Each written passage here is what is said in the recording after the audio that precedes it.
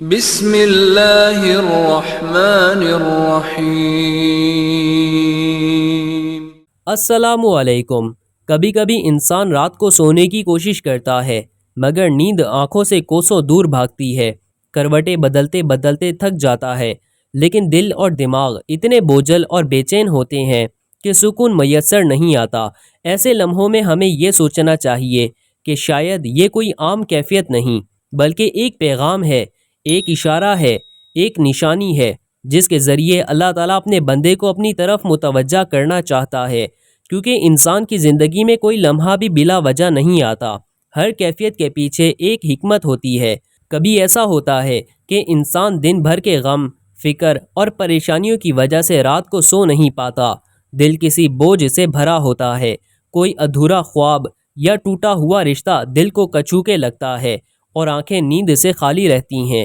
مگر حقیقت یہ ہے کہ یہ سب کیفیتیں ہمیں سوچنے پر مجبور کرتی ہیں کہ آخر اللہ ہمیں کس طرف بلانا چاہتا ہے۔ نیند نہ آنا کبھی کبھی اس بات کی نشانی ہوتا ہے کہ رب چاہتا ہے تم اس رات اپنی بندگی کا حق ادا کرو، سب دنیا کے شور سے الگ ہو کر تنہائی میں اس کے سامنے سجدہ ریز ہو جاؤ۔ رات کی خاموشی اللہ کو بہت محبوب ہے، اسی لیے قرآن میں بار بار قیام اللیل یعنی تہجد کا ذکر آیا ہے۔ نبی کریم صلی اللہ علیہ وآلہ وسلم رات کے وقت اٹھ کر اپنے رب سے راز و نیاز کرتے، آنسو بہاتے اور امت کے لیے دعائیں مانگتے۔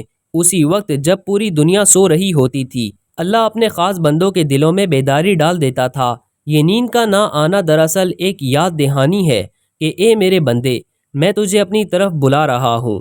تیرے پاس دنیاوی مصروفیات کی وجہ سے دن میں وقت نہیں تھا، تو میں نے رات کو تجھے جگا دیا تاکہ تم مجھ سے مانگ لے۔ کبھی یہ بے خوابی اس بات کی بھی نشانی ہوتی ہے کہ انسان کے دل پر بوجھ زیادہ ہے اور اللہ چاہتا ہے کہ وہ اپنے بوجھ کو اس کے سامنے رکھ دے۔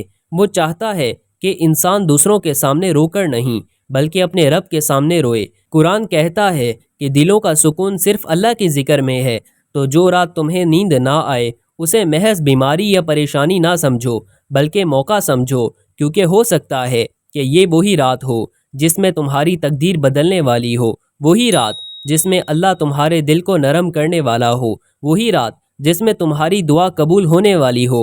انسان اکثر سوچتا ہے کہ شاید یہ صرف ڈپریشن یا ٹینشن کی وجہ سے ہے، مگر کبھی کبھی اللہ اپنی محبت میں اپنے بندے کو جگا دیتا ہے تاکہ وہ سجدہ کرے اور اپنی آنکھوں کے آنسوؤں سے اپنی روح کو پاک کرے۔ رات کی تنہائی اللہ سے بات کرنے کا سب سے بہترین وقت ہے۔ اس وقت کوئی نہیں دیکھتا، کوئی نہیں سنتا، صرف تم ہو اور تمہارا رب ہے۔ اس کی رحمتیں تمہارے انتظار میں ہیں، اس کے فرشتے پکار رہے ہیں کہ ہے کوئی مانگنے والا جسے دیا جائے، ہے کوئی معافی مانگنے والا جسے بخش دیا جائے۔ تو سوچو، شاید وہ رات جب تمہیں نیند نہیں آئی وہی لمحہ تھا جب اللہ تمہیں اپنی بارگاہ میں بلا رہا تھا۔ یہ نیند نہ آنا کبھی دل کی بے سکونی کی علامت بھی ہوتا ہے کہ تمہارے اعمال میں کچھ کمی ہے، کوئی ایسا گناہ ہے جس کا بوجھ تمہارے دل پر ہے اور تمہیں سکون نہیں دے رہا۔ اس کا حل یہی ہے کہ اللہ سے توبہ کرو، اپنے گناہوں کو مان لو اور آنسوؤں کے ساتھ معافی مانگو۔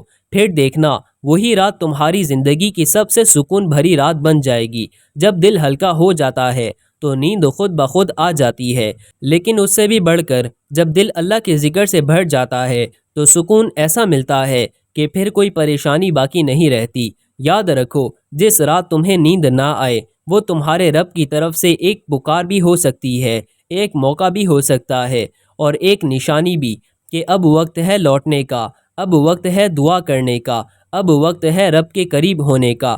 تو اگلی بار جب رات کو تمہیں نیند نہ آئے تو دل میں یہ بات بٹھا لینا کہ میرا رب مجھے بلا رہا ہے، اور جب اللہ بلاتا ہے تو اس کا مطلب یہ ہے کہ وہ تمہیں اپنی رحمت کے سائے میں لینا چاہتا ہے۔